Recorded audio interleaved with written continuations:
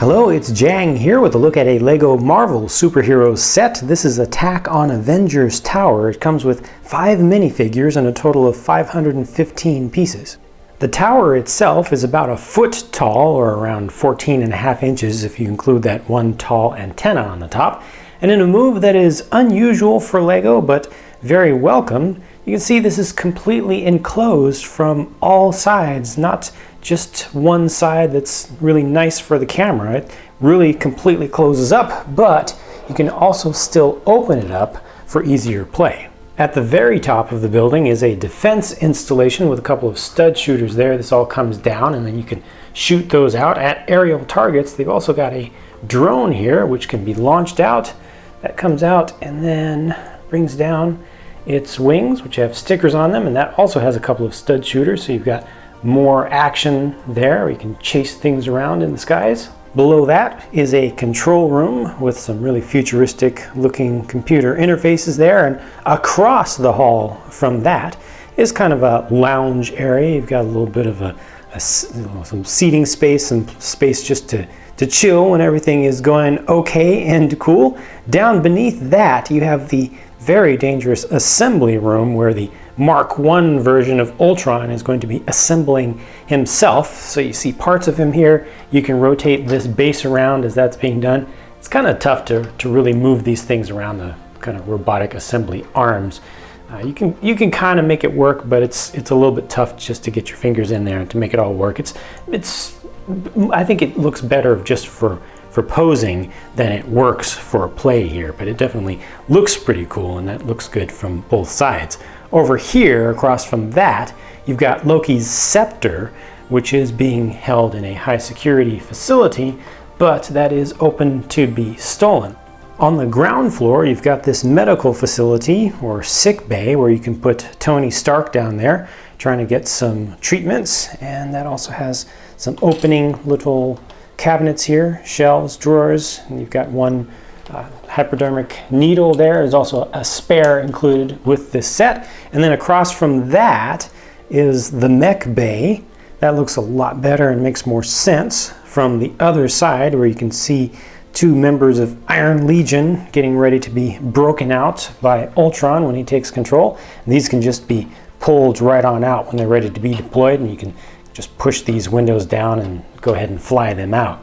Speaking of windows and flying things out, once Ultron is complete, he can spin around and decide he just wants to escape from the building right here. And he can just use his power to blast open these windows. You've got these 2 levers on the sides that you can use to activate this blasting action to get those completely out of the way. And then with a little help from the back, you can just make Ultron come right on out and terrorize the world. From this angle, you can also see something hidden up under this balcony. Well, back up on top, you can actually rotate these out, and then these become defense cannons or blasters that stick out, and you can rotate those around in different ways and provide more defense, automated defense for the tower. Your minifigs, meanwhile, can also find an additional blaster hidden under this sofa. It's a nice little lounge area. So as you see, there's a lot of stuff that you can do physically with the tower.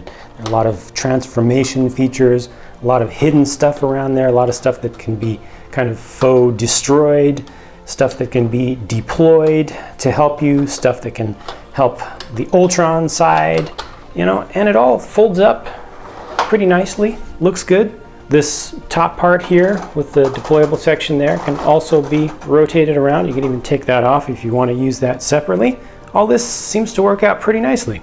The minifigs are Iron Man Mark 43, Thor, Mark I Ultron, and then 2 Iron Legion units. The front of Iron Man's helmet can be lifted up to reveal Tony Stark's face underneath there. You've got some pretty nice sculpting for that 2-piece helmet. Thor here has the newer style of cape, which is a really flowing, really nice, somewhat elastic cloth piece that's not going to crinkle up like the old LEGO capes used to very easily. Ultron here has a print for the head that is on top of a otherwise transparent clear minifig headpiece. And then your Iron Legion units over here also have the opening face parts, but if you look underneath there, that's not just a transparent neon reddish orange just plain piece right there. That's actually printed. It has just a little bit of print that's around the fronts and the sides. And here's a look at all the figures from the back. We'll also take off the headpieces so you can see these two alternate faces, and it's very convenient with this type of cape to pull up the cape so you can see the print on the back of Thor's torso there. And then one more thing for Iron Man here, you can take off the entire helmet and replace that with just a hairpiece, so you can create just a more plain Tony Stark. It's good for putting him into the sick bay.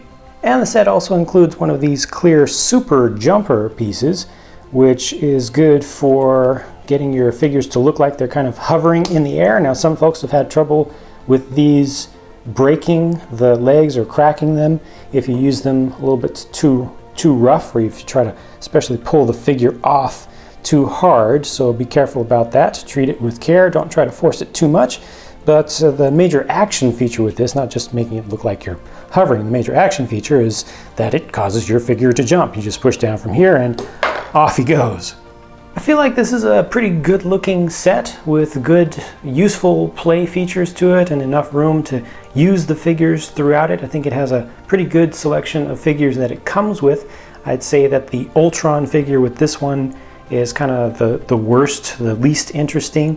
You know, it's a very interesting character, but the figure itself, I feel, is just a little bit lacking, given that it's just the basic minifigure style here. And I feel like the face print in particular doesn't stand out very well against the clear. Certainly what I like best about the set is that the building is able to be closed up completely. And I really hope that LEGO will do this more and more whenever they can, because it certainly looks a lot better to have a complete building when you want it to look complete, rather than always being forced to just have the front half looking nice with the back all opened for play. So that's it for my look at this set. I hope that you enjoyed this, and I hope that it showed you everything you wanted to see about this set. Please do share your thoughts about the set down in the comment section below. It's always great to get different feedback from more different people with different opinions.